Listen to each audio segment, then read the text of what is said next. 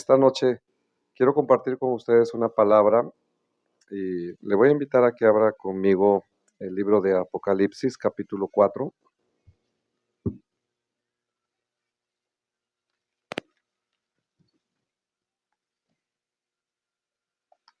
Y vamos a leer el versículo 1.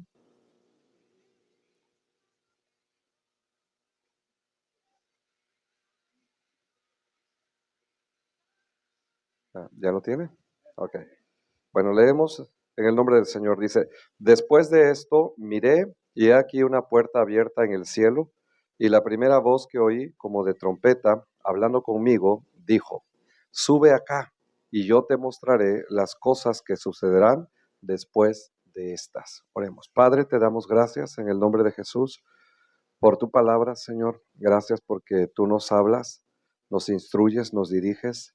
Háblanos, Señor, esta noche y que tu palabra corra y fluya, Señor, en cada corazón, Dios, y que hoy podamos escuchar tu voz, Señor, a través de la palabra que tú inspiraste.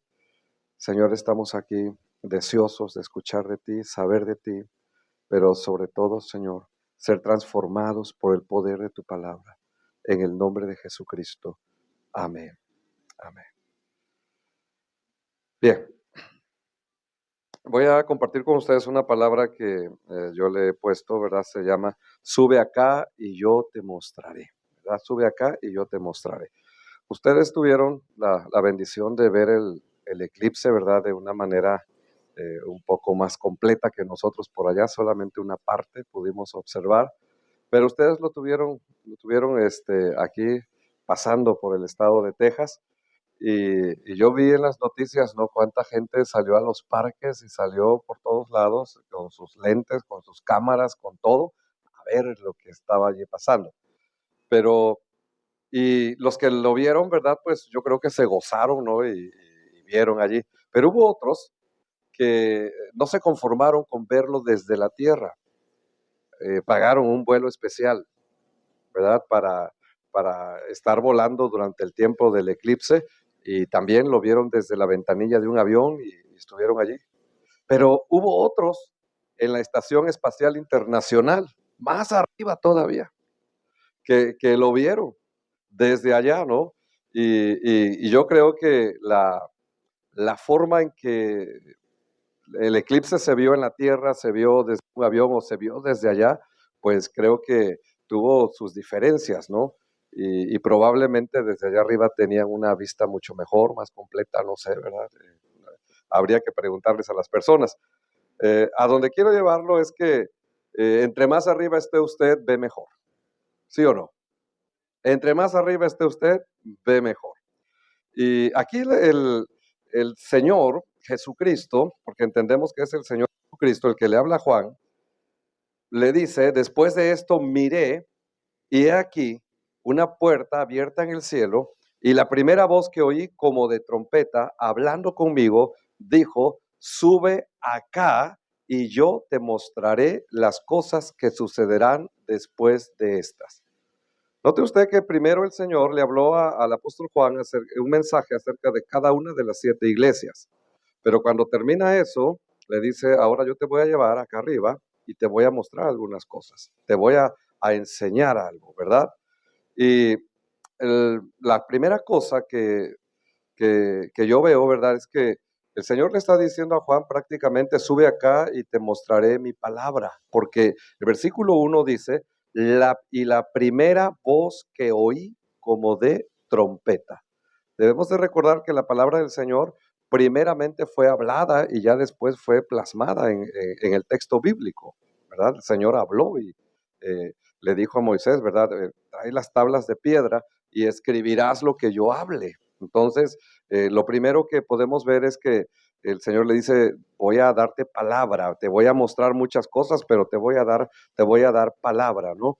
Entonces, cuando vemos esto, quiero llevarlo a Hechos capítulo 20. Hechos capítulo 20. Note usted que el Señor está llevando a Juan al cielo y le dice, ven que te voy a mostrar y voy a comenzar mostrándote palabra. Y en Hechos 20, del 7 al 12, nosotros vemos una reunión muy especial. Dice, el primer día de la semana, reunidos los discípulos para partir el pan, Pablo les enseñaba, habiendo de salir al día siguiente, y alargó el discurso hasta la medianoche, ¿verdad? Era un domingo y él llegó, predicó, los discípulos están reunidos para tomar la Santa Cena y bueno, alargó el discurso hasta la medianoche, como va a ser el día de hoy. Ok, pero dice la palabra, y había muchas lámparas en el aposento alto donde estaban reunidos. Note usted que lo que más moró en esa reunión, ¿qué cosa fue? El discurso, fue la palabra. Y por lo que yo entiendo, la gente estaba ansiosa de la palabra, porque era la medianoche y ahí estaban todavía, ¿verdad? Excepto uno que se durmió, usted sabe quién era, ¿verdad? Este, pero parece que todos los demás estaban despiertos y después del evento de este muchacho, ¿verdad? Pues parece que más despierto. Y luego dice la palabra del Señor que, bueno, se cae, ¿verdad? Eutico, se cae de la ventana y del tercer piso abajo. Y ahí es donde yo quiero llevarlo a que esta reunión se estaba llevando en un aposento alto e incluso dice la palabra del Señor que cayó del tercer piso. Fíjese que estaba bastante alto. Y vemos en Apocalipsis que el Señor le dice a Juan, sube acá y te voy a mostrar qué, te voy a mostrar algo. Y yo creo que una de las cosas que el Señor quiere es que nosotros subamos continuamente a su presencia. Porque cuando usted sube a la presencia del Señor, el Señor, una de las cosas que primero le va a mostrar es palabra, ¿verdad? Para su vida, dirección para su vida. Y habla el versículo 8 de un aposento alto, habla, ¿verdad?, de un tercer piso, y luego dice el versículo 11 todavía, después de haber subido y partido el pan y comido, habló largamente hasta el alba y así salió. ¿Hasta cuándo demoró el servicio? No, hasta el amanecer. Sí, solamente tuvieron el break para resucitar a Eutico, pero la palabra siguió. Y lo que a mí, hermano, pues me impacta mucho, ¿no? Este, porque a los pastores, bueno, tal vez al pastor Benildo no, pero a mí, hermano, a Pablo se le durmió Eutico hasta la medianoche, pero a mí se me duermen a los 20 minutos, ¿no? Entonces, estamos viendo, ¿no?, cómo subieron ellos. Ahora, cuando nosotros obedecemos la voz de Dios y nos dice, sube acá y te mostraré mi palabra. eh, ¿Por qué hablo de subir? Porque no hablamos literalmente de subir en este tiempo, ¿verdad?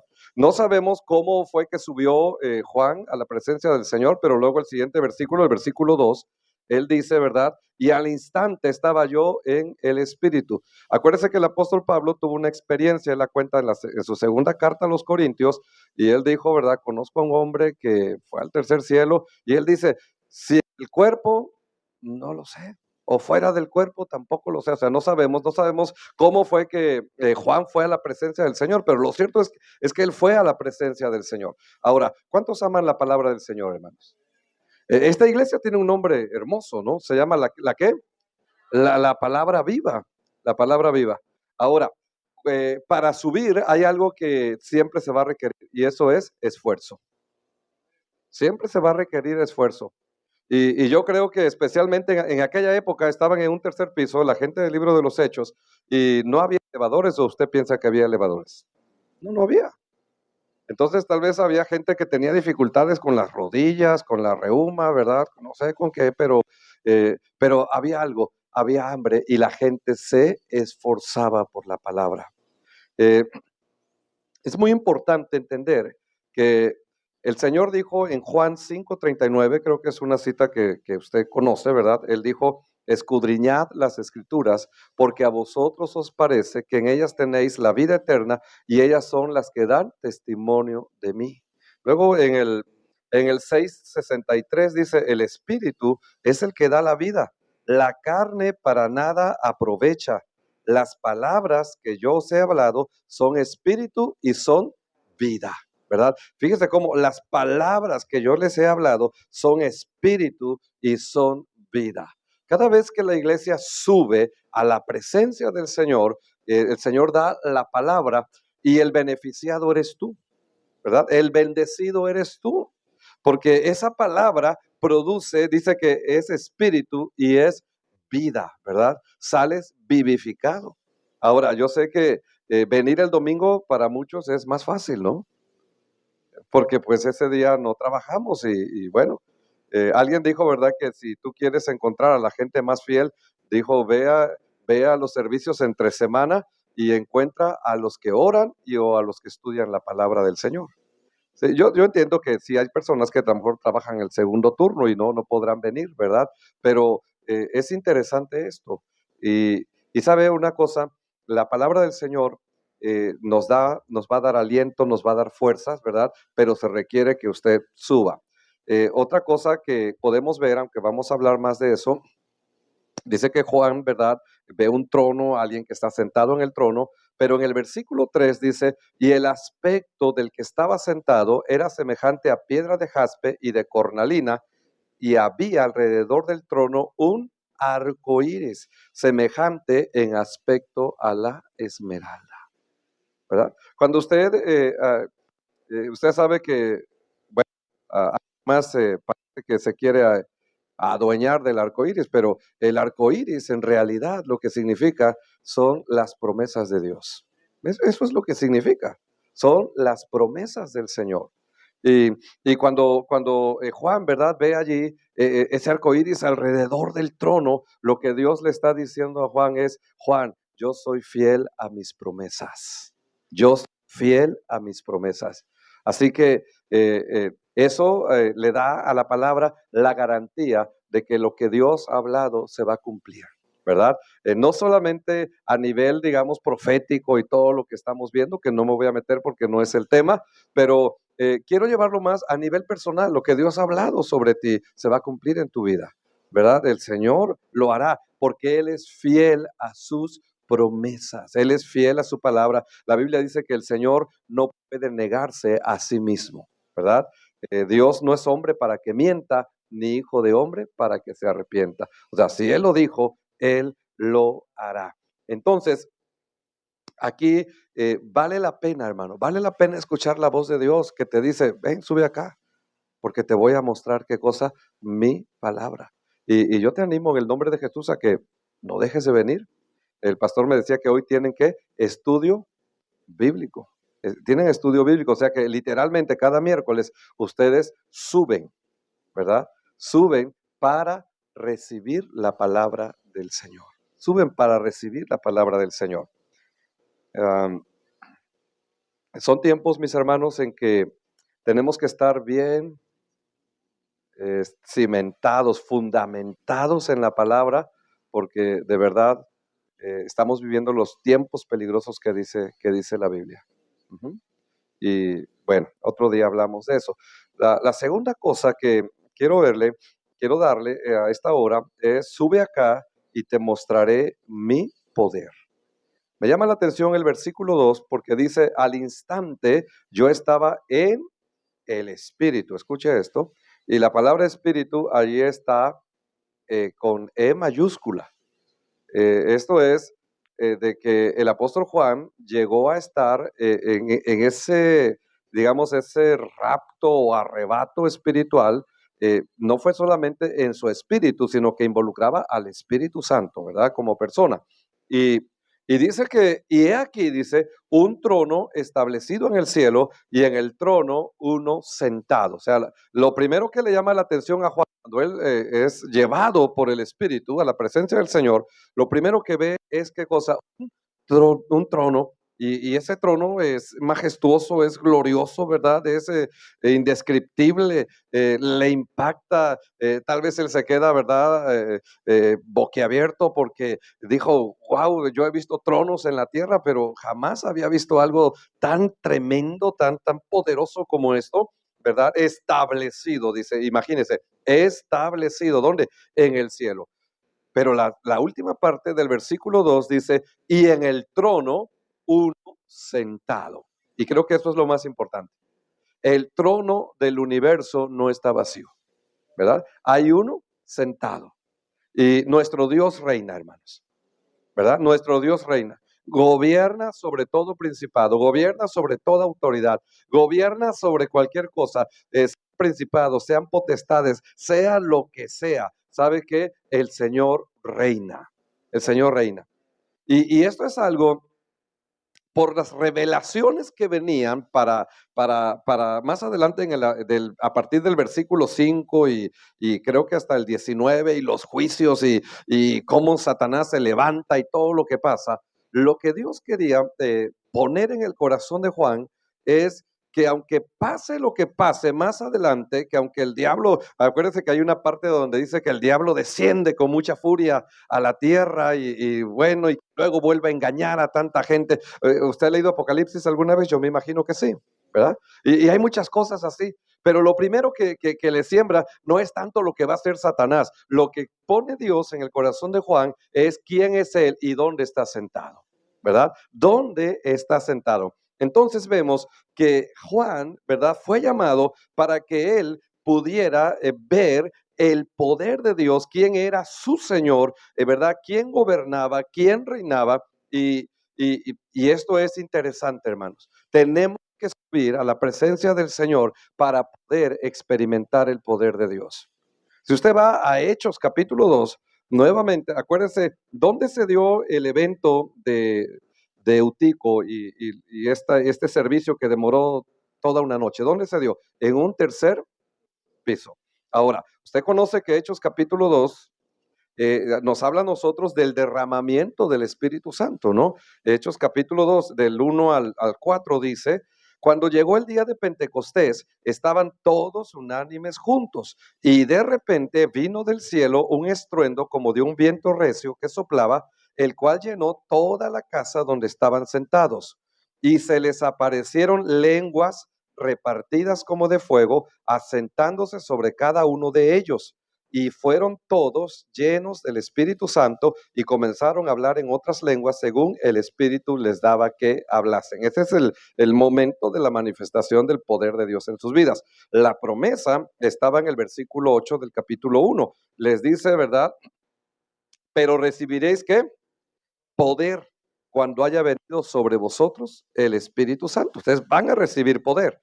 Ahora, ¿y dónde ocurrió esa manifestación? En el versículo 13 dice, y entrados subieron al aposento alto. Otra vez, note usted que este evento, hermano, tan importante del derramamiento del Espíritu Santo se da ¿dónde? Allá en la segunda planta, en lo alto, allá se da, ¿verdad? Se da allí y ellos suben.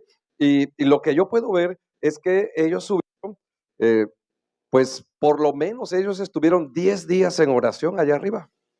Si usted va por allí a Primera de los Corintios capítulo 15, el apóstol Pablo habla del evangelio y de la resurrección de Cristo y comienza a hablar de los testigos de la resurrección, ¿no? Y él habla que dice que se les apareció a María Magdalena, a Pedro, y luego dice, y finalmente, ¿como a cuántos? Como a 500 hermanos. Fíjese, 500 hermanos. Y me gusta pensar que probablemente esos 500 hermanos subieron al aposento alto.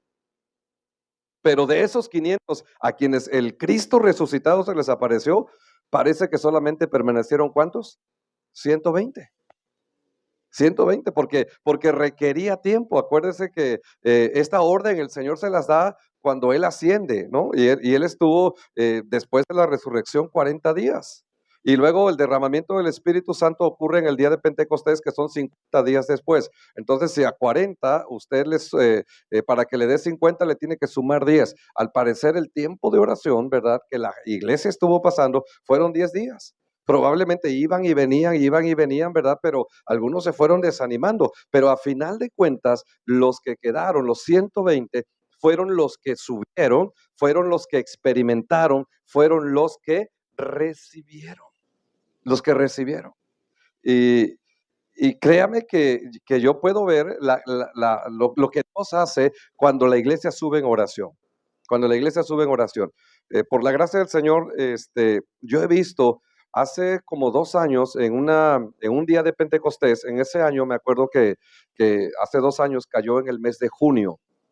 Y para ese tiempo nosotros organizamos como un mes antes de oración, desde que pasó la Pascua, y animamos a la gente a venir por las mañanas, los que pudieran venir a orar, y comenzó un grupo pequeño.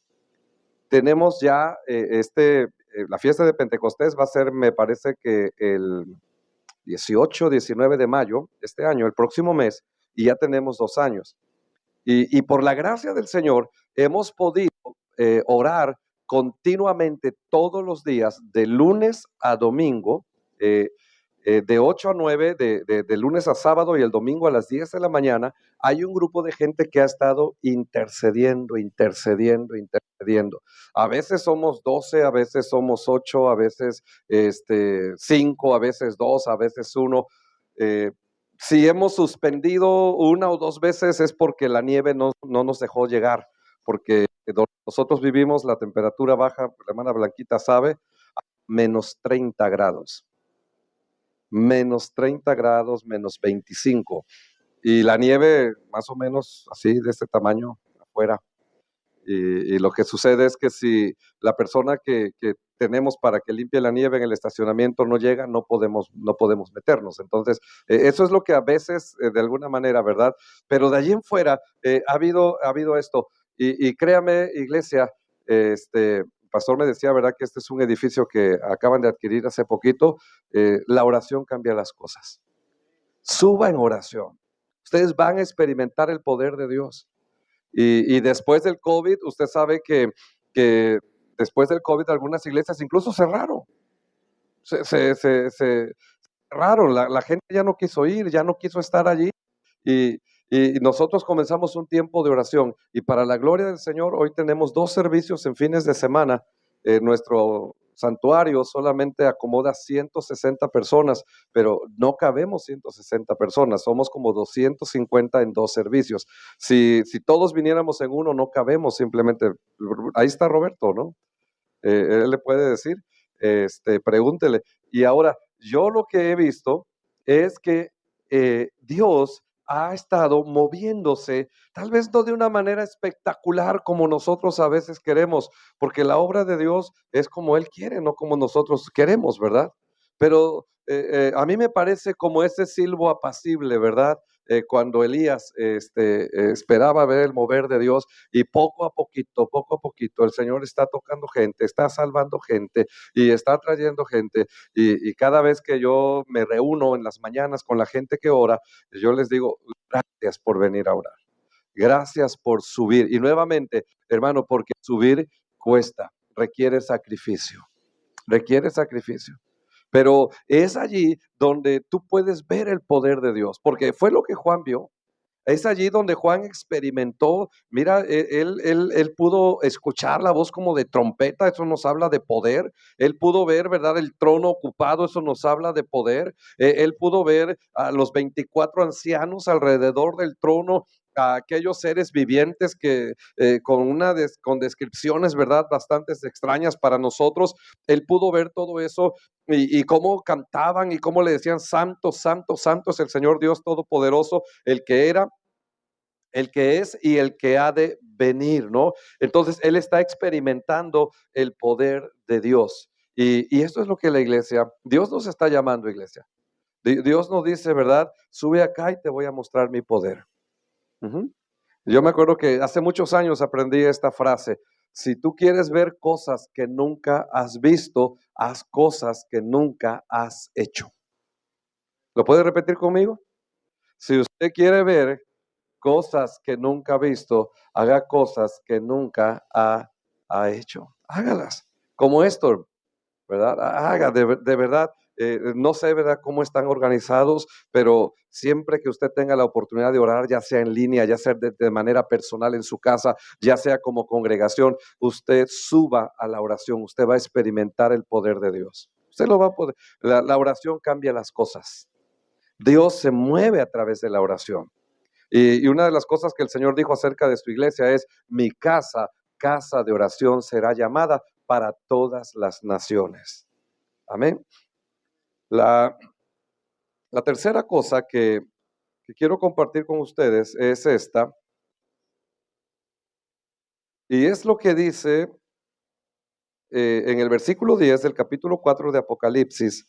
Dice, y los 24 ancianos se postran delante del que está sentado en el trono y adoran al que vive por los siglos de los siglos, y echan que sus coronas delante del trono diciendo, Señor, digno eres de recibir la gloria y la honra y el poder, porque tú creaste todas las cosas y por tu voluntad existen y fueron creadas. La otra parte de esta canción de los 24 ancianos está en el 5:9, dice la palabra, y cantaban un cántico nuevo, habla de los 24 ancianos en el versículo 8, dice, digno eres de tomar el libro y de abrir sus sellos, porque tú fuiste inmolado y con tu sangre nos has redimido para Dios de todo linaje y lengua y pueblo y nación, y nos has hecho reyes para nuestro Dios, reyes y sacerdotes, y reinaremos sobre la tierra.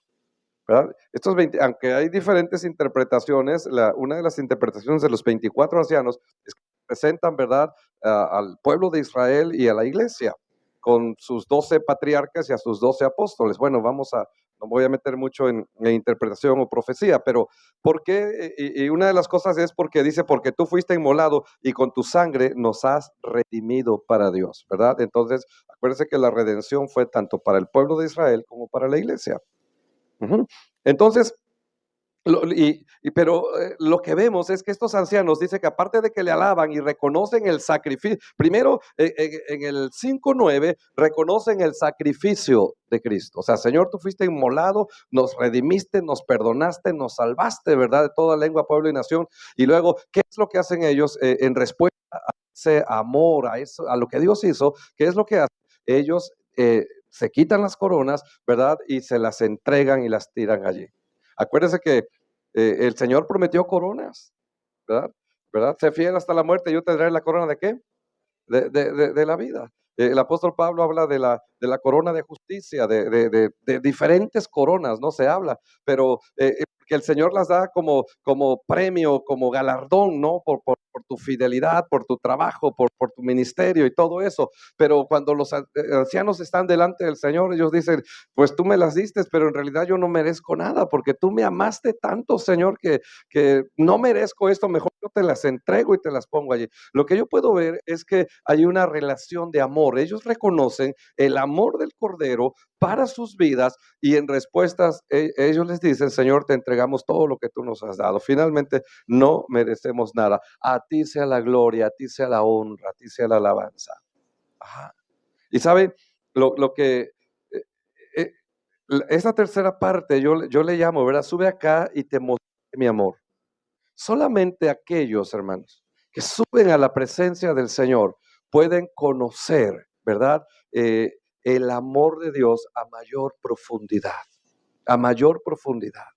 Y ahí también otro evento, ¿verdad? En Lucas capítulo 22, que es la celebración de la Pascua por parte de Jesús y sus discípulos, en Lucas capítulo 22, y dice la palabra del Señor en el versículo, a partir del 7, dice, llegó el día de los panes sin levadura, en el cual era necesario sacrificar el cordero de la Pascua, y Jesús envió a Pedro y a Juan diciendo, id, prepararnos la Pascua para que la comamos.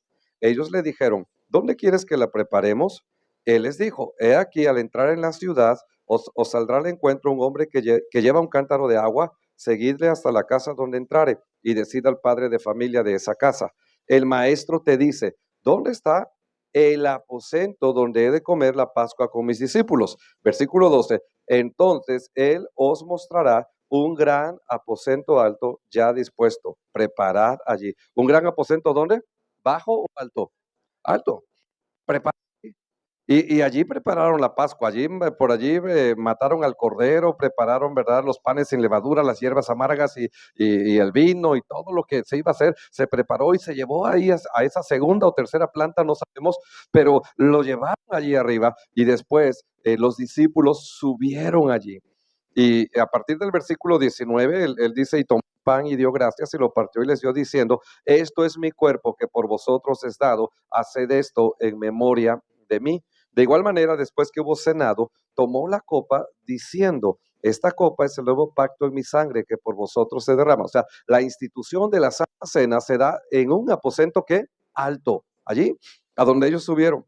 Pero hay algo muy interesante que Lucas no dice, pero que sí lo dice Juan, en Juan capítulo 13, en este pasaje paralelo que tenemos aquí nosotros, nos habla de que no solamente tomaron la cena del Señor allí, sino que hubo algo, dice en el versículo 21, Juan 13, 21, habiendo dicho Jesús esto, se conmovió en espíritu y declaró y dijo, de cierto os digo que uno de vosotros me va a entregar. Entonces los discípulos se miraban unos a otros dudando de quién hablaba. Y uno de sus discípulos, al cual Jesús, ¿qué?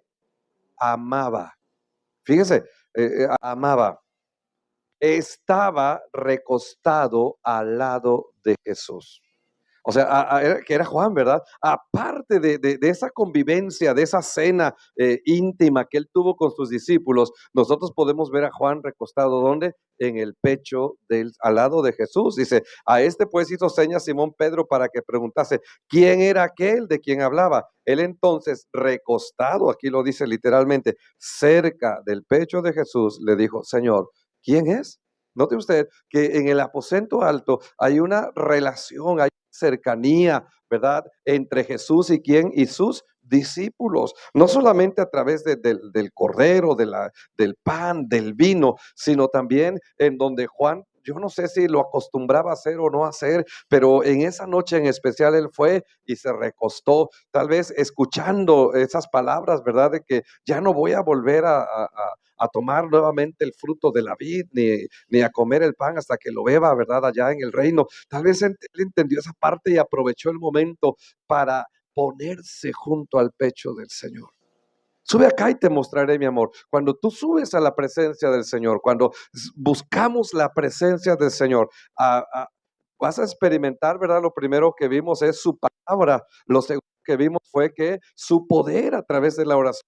Pero hermanos, sobre todo, tú vas a experimentar su amor, ¿verdad? La gente que sube a la presencia del Señor es una gente que se va a enamorar de Jesús, se va a enamorar más de Cristo, se va a enamorar más, porque va a llegar el momento en que tú le vas a decir al Señor, Señor, de oídas yo te había oído como Job, pero ahora que, ahora mis ojos te ven. O sea, has pasado tanto tiempo, has subido al aposento alto, ¿verdad? Y has estado allí y sabes, entonces el Señor, te vas enamorando del Señor. Allí es donde tú puedes escuchar la voz del Señor que te dice, hijo, te amo, hija, te amo. Una de las cosas más tremendas que hoy en este tiempo pasan, ¿verdad? Es el sentimiento de abandono y de rechazo en nuestras vidas. ¿Cuánta gente no se siente así? Se siente, bueno, ¿y quién me ama a mí?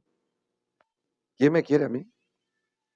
Y aún dentro de la misma iglesia, a veces nos sentimos así. Se dice bueno, yo soy mexicano y soy del estado de Oaxaca, pero alguna vez pastoreamos en el área conurbada del Distrito Federal. Y no sé si usted ha estado allí en México, en el metro, ¿verdad? Y si ha estado en el metro de la Ciudad de México, es una cosa increíble, ¿no? Son miles de personas allí. Es decir, amontonadas que si usted se quiere meter al metro, póngase en la puerta, ellos lo meten. Si usted quiere salir, solamente póngase cerca de la puerta y ellos lo sacan. Aquí en los aeropuertos, en los trenecitos estos donde a veces vamos para tomar las diferentes aerolíneas, pues hay un orden, ¿verdad? Se abre y salen. No, allí no sucede nada de eso. Pero alguien decía, no, usted puede estar allí en el metro rodeado de tanta gente y con tanta gente a su lado, casi allí oprimiéndolo, y usted puede sentir la mayor soledad de su vida, ¿sabe? Y a veces así pasa, y aún dentro de la misma iglesia. Pero ¿qué tal si usted sube a la presencia del Señor? Si oye la voz que le dice, ven, sube acá, y yo te voy a mostrar mi amor, y usted va a ver ahí, ¿Cómo el Señor le va a mostrar su amor? Porque note usted que los 24 ancianos dijeron, con tu sangre nos has redimido. Allí, cuando usted sube a la presencia del Señor, allí es donde usted contempla la obra de Jesús en la cruz. Allí es donde usted puede ver, ¿verdad?, que el Señor Jesucristo fue tratado como usted merecía ser tratado, para que usted ahora pueda ser tratado como hijo, como hija. Y eso definitivamente va a hacer que su corazón se quebrante y usted va a decir, Señor, gracias porque tú me amas, porque el Señor le ama, ¿verdad? Y usted y va a responder, tiene que haber una respuesta, ¿no? Usted va a decir, Señor, pues aquí estoy y gracias. Y se va a dar cuenta que y si algo ha recibido, si algo tiene, usted le va a dar la honra y la gloria al Señor. Le va a dar la gloria al Señor. Entonces, ¿vale la pena subir a la presencia del Señor, sí o no? Vale la pena. Subamos, hermano, subamos, vayamos, ¿verdad? Aprovechemos los tiempos, los momentos, las oportunidades que Dios nos da de manera personal, de manera familiar, de manera como iglesia. Vamos, subamos, ¿por qué? Porque algo va a suceder, algo va a suceder. Les voy a pedir que se ponga de pie a esta hora.